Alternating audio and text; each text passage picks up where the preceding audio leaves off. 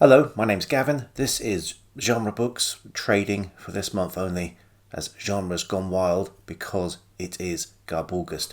This is the midway point of Garbaugust 2025, Garbaugust 4, the final chapter, the BookTube event created by Criminoli, hosted by a host of people who are listed below, and with very strict prompts and rules, and the Garbingo card, which thankfully halfway through is filling up rather nicely.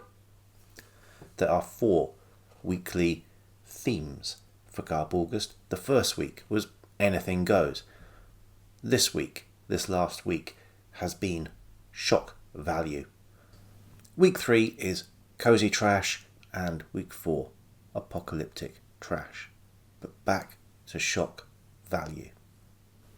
I will try to be positive about books on this channel, and by and large that is easy because I pick some good books.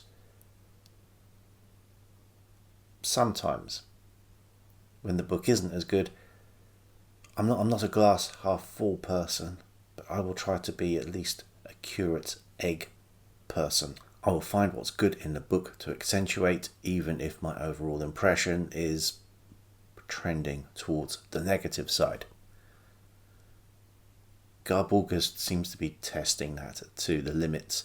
For the second week in a row, I have a book where I have not a lot of good things to say. The first book I read this week allowed me to tick off the bonkbuster square from the Garbingo card.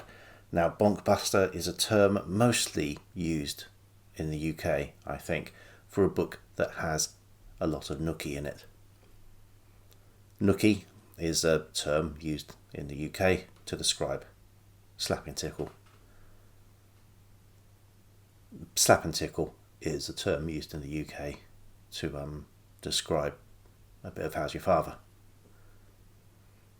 There are a lot of terms used to describe this, so I'm glad we've cleared that up. Now, the first question I have with this book is how close can I get it to the lens? Because there is nudity involved on the cover. This is Sleeping Partners from Terence Lloyd. Choosing an orange t-shirt today was purely coincidence. I'm not a huge fan of this book. I had never heard of the book title or the author before. And when I saw it in a second-hand bookshop, I thought, that looks like something that somebody someday is going to create a Garbaugust category for. Amazingly, the book is on Goodreads, but it had no description, it had no reviews, it had no information. It only has 1 rating, and that's mine. There was also only 1 edition of this book. This is from Tandem Publishing in 1972, and if I'm being candid, I can see why there's only 1 edition. I think this is a book that tries too hard in a lot of respects. It certainly fulfills the bonkbuster criterion. Everyone is at it all the time.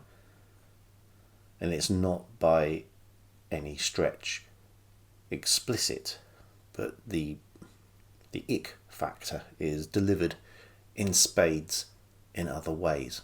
Firstly, the sexual politics. They are antediluvian. They would make a Carry-On film look progressive. Secondly, the book thinks it's progressive. It's not, but all of the characters, and I mean all of the characters, are constantly intellectualizing their peccadillos or psychologically diagnosing themselves to each other for nearly 300 pages in a very unauthentic way.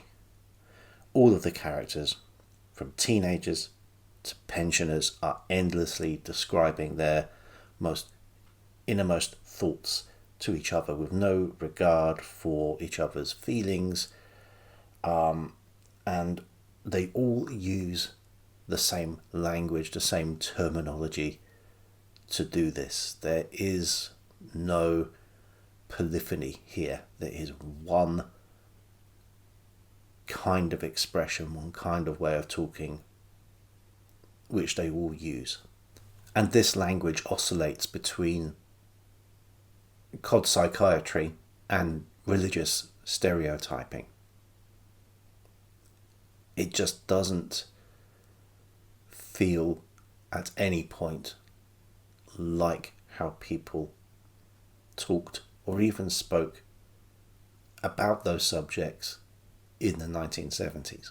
Now, had I already not ticked off that particular box with Katrina by Richard Kirkbride last week, this book would also probably have qualified as book you wouldn't want to be seen reading on the bus. I didn't. I read it on the train. These days, I think people would probably take more issue with the Star of David design on there than they would do with topless ladies. Some of it, I think, is played for laughs, but the falseness of the voices left me untouched, and the misogyny was quite untitillating. I can see what audience the book was aiming for quite easily, because the characters in the book at one point discuss making a film. They make a movie towards the end of this book, and they talk very specifically about the audience they are trying to get, and the film they are making is about exactly what's happening in the book. I think some editing would have made this book punchier and a bit more successful as a result, because the shenanigans that they are up to in the book are repeated again and again with a litany of interchangeable, what's the 1970s phrase, dolly birds, I suppose. But this seems a pale imitation of early Philip Roth works. I'm thinking something like Goodbye Columbus. In fact, I think the characters in this book here all act like Portnoy's Complaint has become an airborne, weaponized virus.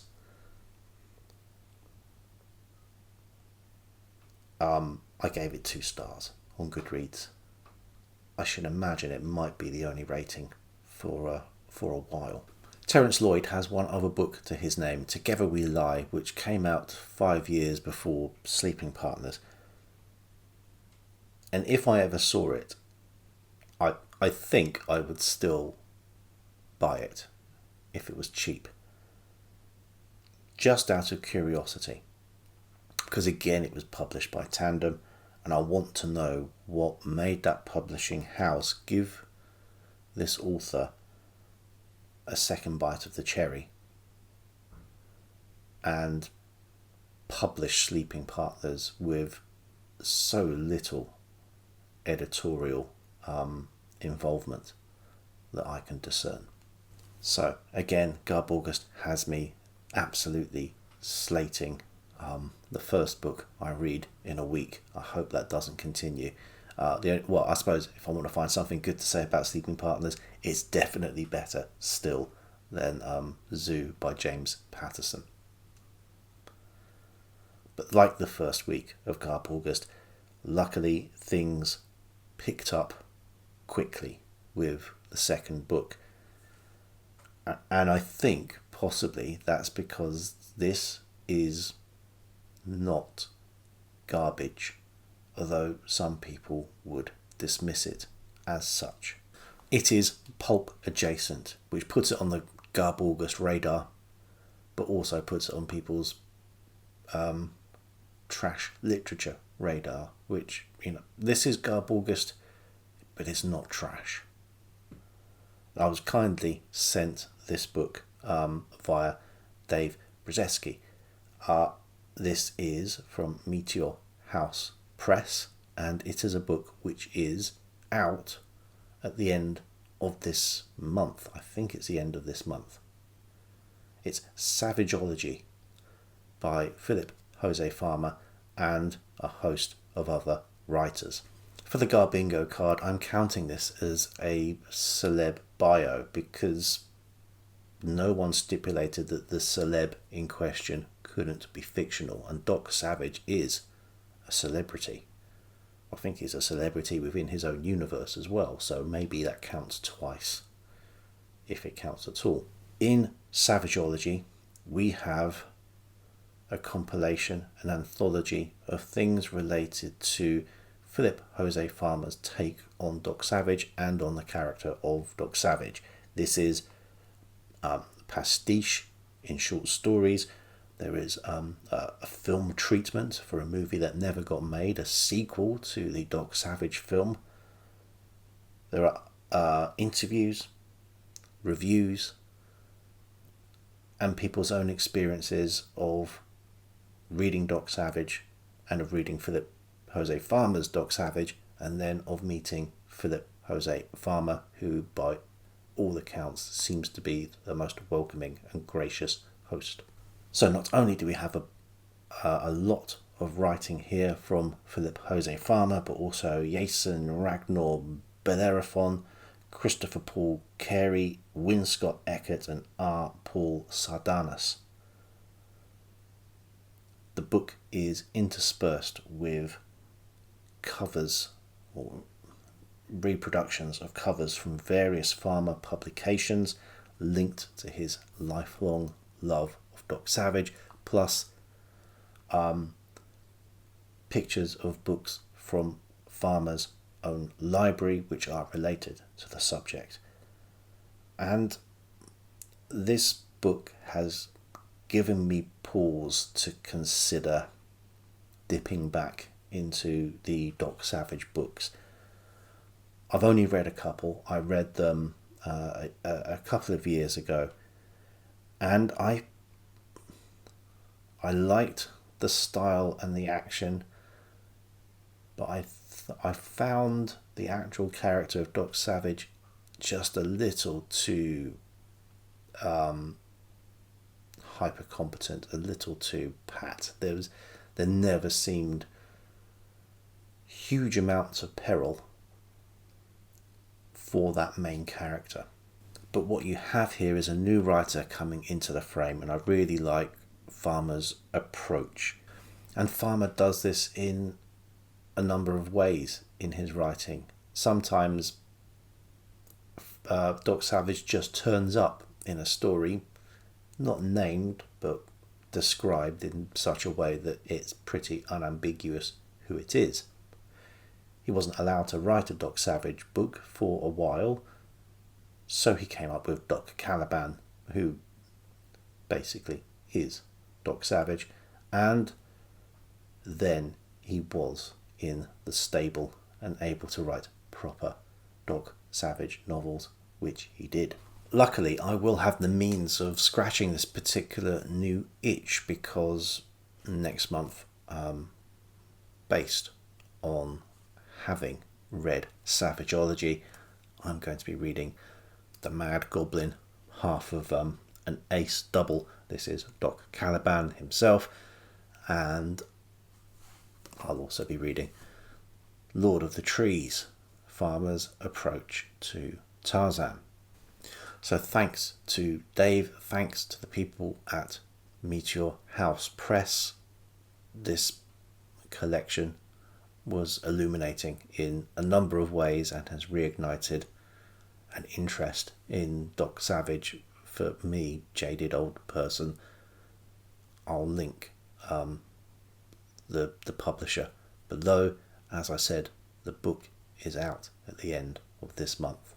One book that was trash that I didn't particularly like, one book that I really liked but wasn't quite trash but still ticked off a box.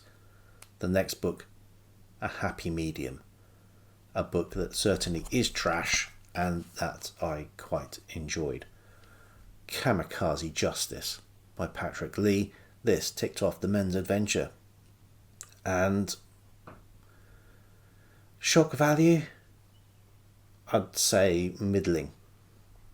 If you've never read a Kamikaze Justice book before, it may be a little bit shocking. It's quite gory in its fight scenes.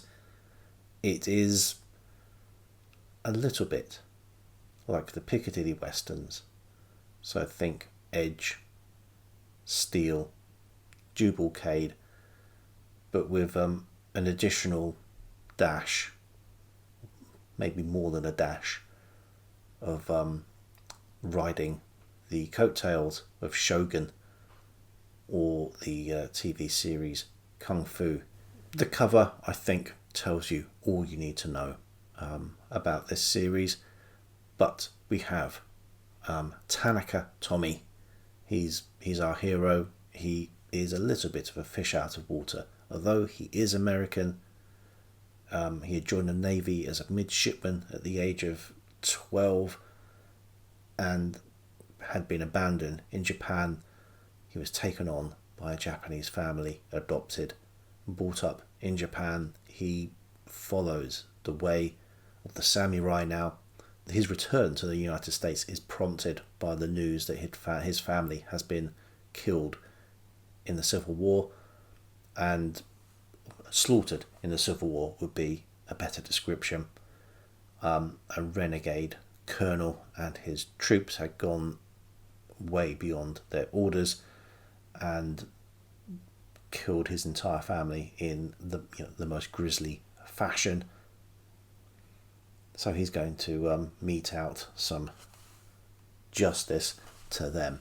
This is the fourth book in the series. I read the first book. I haven't got the second or the third. I don't think you really need to read them in order. There is a bit of a prologue to this which allows you to catch up on the pertinent points.